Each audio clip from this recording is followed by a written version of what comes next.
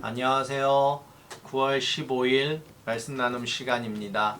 우리 잠시 기도하시고 그리고 함께 찬양하시도록 하겠습니다. 감사하신 하나님, 오늘도 이렇게 저희들 말씀 나눔 시간으로 이끌어 주시고 또 주님의 말씀을 함께 나누며 또 주님의 은혜를 받을 수 있는 자리로 인도하여 주심을 감사드립니다. 아버지 하나님, 이 시간 저희들 주님의 말씀을 들을 때에 주님께서 뜻하신 것들을 알게 하시고 또 주님의 뜻대로 살아갈 수 있는 그 순종의 마음을 허락하여 주시옵소서. 모든 것들 온전히 주님께 맡겨드리오며 살아계신 우리 구주 예수 그리스도의 이름으로 기도드렸습니다. 아멘. 것은 없네 예수밖에는 없네. 아멘. 예, 오늘 함께 나누실 말씀은 창세기 5장입니다. 창세기 5장인데요. 1절부터 32절까지 쭉 이렇게 보게 될 텐데 그래도 본문은 있어야 되겠기에 창세기 5장 21절에서 24절 말씀 우리 한 목소리로 읽도록 하겠습니다. 제가 가진 성경으로는 구약 성경 7페이지에 있습니다. 창세기 5장 21절에서 24절 말씀입니다. 다 찾으신 줄로 믿고 우리 한 목소리로 그렇게 읽도록 하겠습니다. 에녹은 56세에 무드셀라를 낳았고 무드셀라를 낳은 후 300년을 하나님과 동행하며 자녀들을 낳았으며 그는 365세를 살았더라. 에녹이 하나님과 동행하더니 하나님이 그를 데려가심으로 세상에 있지 아니하더라. 아멘. 지금 우리는 계속해서 창세기를 보고 있습니다. 창세기는 천지를 창조하신 하나님의 역사에 관해서 기록하고 있는 책입니다. 그런데 이 천지 창조의 목적이 무엇이었을까? 우리 한번 생각해 볼 필요가 있지 않을까 생각합니다. 1장에서는 우주의 생성과 지구의 형성 과정을 쭉 다뤘습니다. 그리고 그 지구 안에 살아가게 될 여러 피조물들을 지으시고 마지막에 사람을 지으셨습니다. 2장 역시 천지 창조의 대략을 말씀하시면서 사람을 지으신 것에 집중해서 다시 한 번 더 말씀해 주셨습니다. 그리고 말씀의 초점이 사람의 범죄함과 타락함에 맞춰 이어지게 됩니다. 그리고 오늘 5장에서 다시 한번 사람을 지으심에 관해서 언급하고 있습니다. 이 뜻이 무엇일까요? 바로 천지 창조의 목적은 사람을 지으시는 데 있었다라는 것입니다. 본문 1절은 아담의 계보를 기록한 책이라고 명시합니다. 그러면서 하나님께서 사람을 창조하실 때에 하나님의 모양대로 지으셨고 그들에게 복을 주시고 그들에게 사람이라 일컬었다라고 말씀하고 계십니다.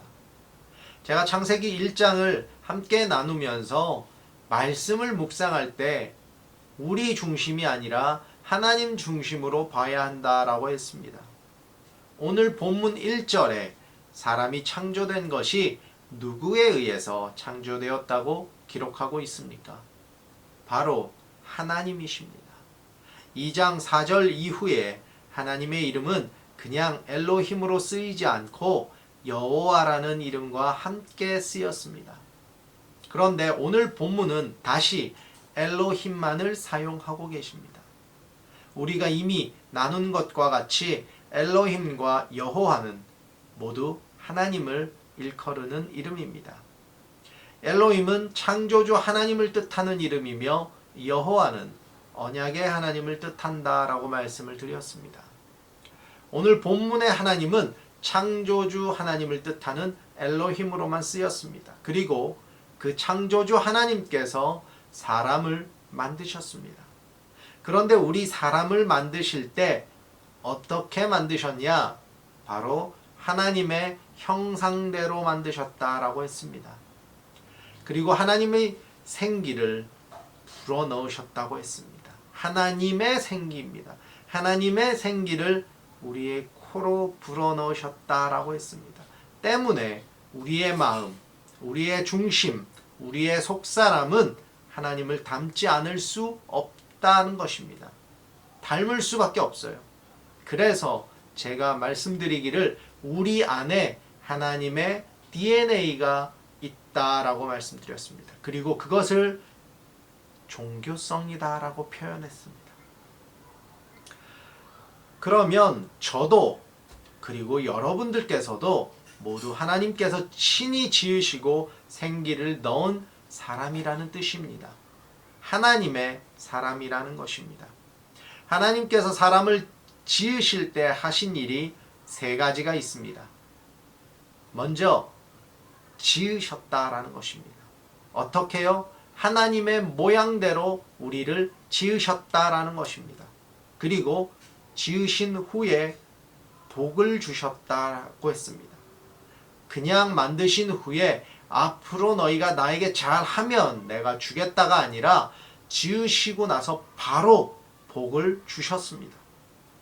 즉 우리가 이 세상에 나면서부터 하나님으로부터 복을 받고 태어났다라는 것입니다.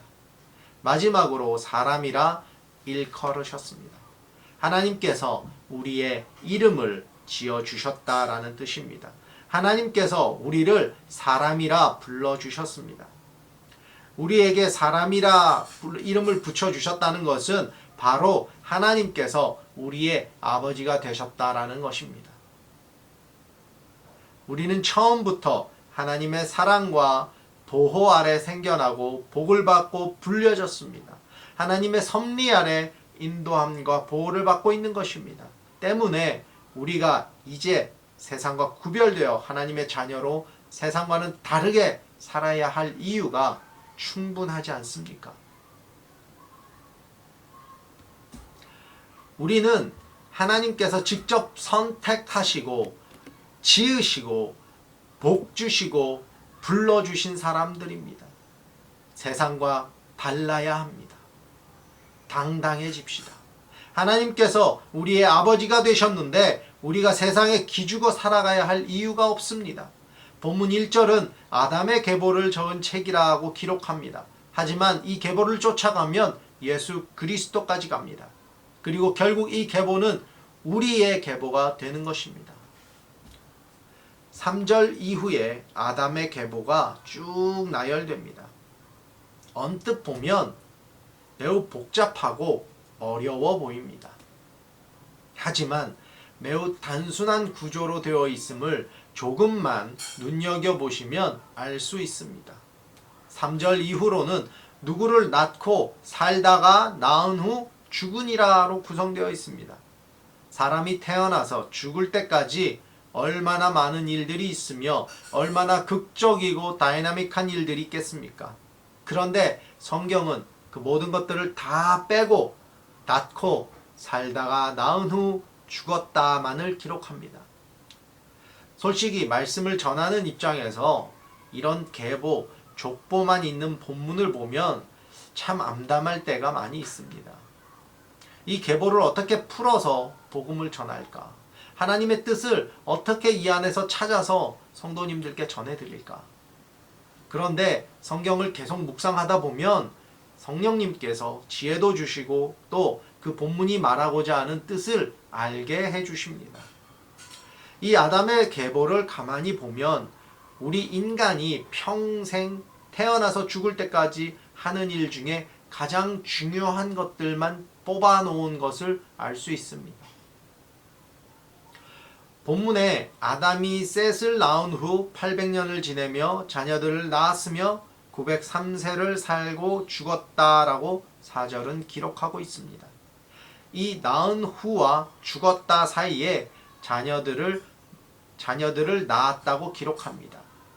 이 자녀들을 낳았다라는 말이 바로 키입니다. 자녀들을 낳기 위해선 누가 있어야 합니까? 아내가 있어야 합니다. 또 남편이 있어야 합니다. 그럼 이 공동체가 무엇을 말하는 것입니까? 바로 가정을 이야기하는 것입니다. 성경은 이 한 구절의 말씀을 통해서 하나님의 뜻이 가정을 꾸리는 것과 자녀를 낳는 것이라는 것을 알 수 있습니다. 그리고 우리가 가정을 꾸리고 자녀를 낳아 양육하는 것은 바로 성경적이며 하나님이 기뻐하시는 일이라는 것을 또한 알 수 있습니다. 본문에 나오는 낳고에는 아이를 낳는 것만을 뜻하고 있지 않습니다. 이 낳고에는 기르고 양육하는 것까지 포함하고 있습니다. 때문에 아담의 계보가 이후에도 계속 이어진다는 것은 그 가정이 계속해서 이어진다는 것이며 그 가정 안에서 자녀들을 믿음으로 양육하고 기를 때에 하나님을 향한 믿음이 이어진다는 것을 동시에 뜻하고 있는 것입니다. 그렇기 때문에 믿음은 가정을 통해서 전승되어지는 것입니다. 그리고 하나님께서는 이 가정을 통한 믿음의 계승을 좋아하시고 기뻐하신다는 것입니다. 하나님께서 기뻐하시는 일 중에 가장 좋은 것은 바로 이 가정을 이루고 그 가정을 지키며 그 가정 안에서 믿음을 세워나가는 일입니다. 믿음을 전승해 나가는 일입니다. 오늘 본문 21장 21절에서 24절을 보시면 오늘 본문이죠. 아까 읽은 21절에서 24절에 누가 나옵니까? 에녹이라는 사람이 나옵니다. 그는 65세에 무드셀라를 낳고 이후에 300년을 더 살며 자녀들을 낳았다고 기록되어 있습니다. 그런데 이 21절에서 24절에 눈에 띄는 구절이 있습니다. 바로 에녹이 하나님과 동행했다라는 것입니다. 그리고 24절에 그 하나님과 동행을 하더니 하나님이 그를 데려가셨다라고 나옵니다. 예수님 전에 승천한 사람이 나온 겁니다. 하지만 우리는 에녹에 대해서 더 이상 알 수 있는 것이 없습니다. 우리가 볼 수 있는 것은 그가 하나님과 동행했다는 것입니다. 그러면 하나님과 동행했다는 것은 무엇을 뜻합니까? 동행이라는 것은 같이 걷는다는 뜻입니다. 함께 보조를 맞춰서 걸어가는 것을 동행이라고 합니다. 그렇지만 우리는 이것만으로 에녹이 하나님과 어떤 관계를 가졌는지 알 수 없습니다. 하지만 에녹에 관해서 히브리서 기자는 조금 더 상세히 기록하고 있는 것을 히브리서를 통해서 알 수 있습니다. 히브리서 11장 5절 말씀입니다. 믿음으로 에녹은 죽음을 보지 않고 옮겨졌으니 하나님이 그를 옮기심으로 다시는 보이지 아니하였느니라. 그는 옮겨지기 전에 하나님을 기쁘게 하는 자라 하는 증거를 받았느니라. 아멘. 즉 하나님과 동행한다는 것은 하나님을 기쁘시게 하는 것이라고 히브리서 기자는 기록하고 있습니다. 우리의 기쁨은 대체로 어떤 것입니까? 우리가 기쁨을 느낄 때는 어떨 때 우리가 기쁨을 느낍니까? 바로 나의 만족이 채워졌을 때, 즉 나의 기쁨입니다. 그러면 하나님을 기쁘시게 하는 일은 무엇을 말하는 것입니까? 바로 하나님을 위한 삶을 살아갈 때 우리의 삶의 주인을 진정 예수 그리스도로 인정하고 우리가 무엇을 할 때나 예수님께서 좋아하실 만한 일인지 먼저 생각하며 우리의 말 한마디라도 예수님께서 좋아하실 만한 것인지 생각하고 해야 한다는 것입니다. 내가 오늘 이 시간 여길 가면 과연 예수님이 좋아하실까? 하나님의 뜻인가요? 하나님 좋아하세요? 하나님, 제가 이거 하는 거 어떻게 생각하세요?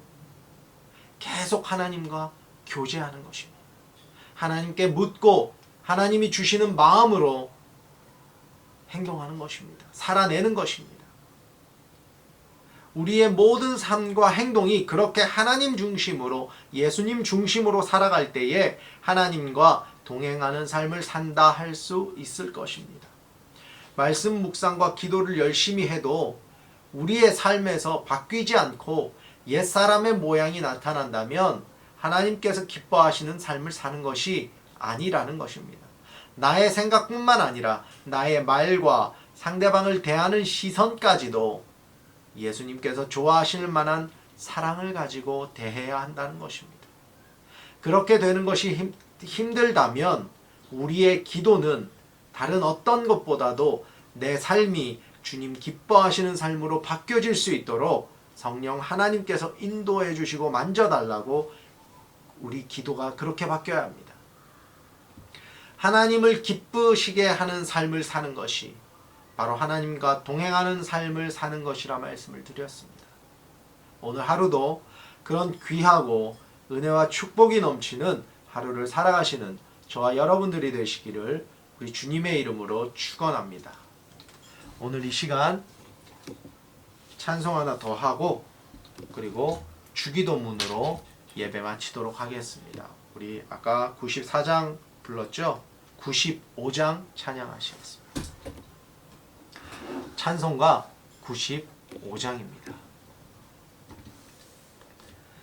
나의 기쁨 나의 소망 되시며 나의 생명이 되신 주 밤낮 불러서 찬송을 드려도 늘어신 마음뿐일세 나의 사모하는 선한 목자는 어느 꽃다운 동산에 양의 무리와 늘 함께 가셔서 기쁨을 함께 하실까 나 길도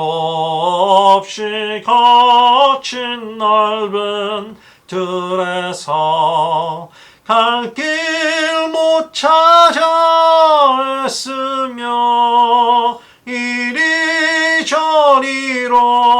헤매는 내 모양 저 원수 조롱하도다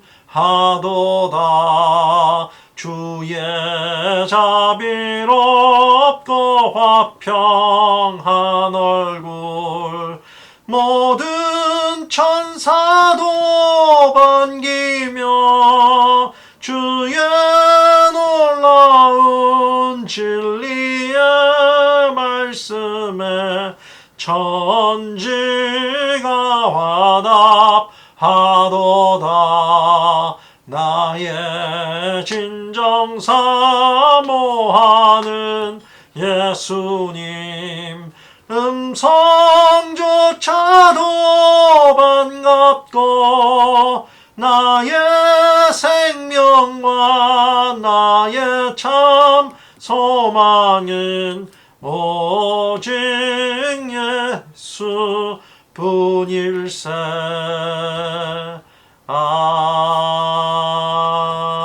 아멘. 기도하시겠습니다.